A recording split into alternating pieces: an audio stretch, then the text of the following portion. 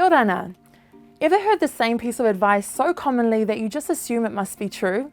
For instance, you might have heard that you should try to drink about 2 liters of water every day to stay healthy.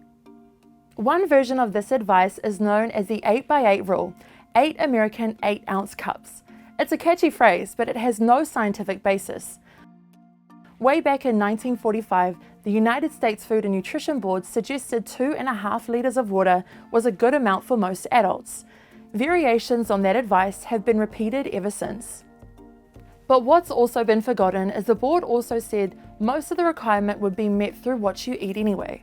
Remember, there's water in almost every type of food: fruit, veggies, prepared food, as well as tea, coffee, and other drinks. Somehow, this last part got missed out, and the message that stuck was 8 glasses of water a day. Various studies over the years have tried to debunk the 8x8 rule. The British Medical Journal included it as the first entry on a list of medical myths published in 2007. So how much water should you drink?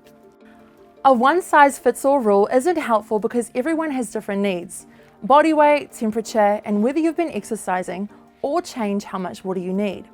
Experts that we spoke to say if you just do what your body demands, you'll probably get it right. In other words, if you're thirsty, go ahead and drink some water. And if you're not, that's fine.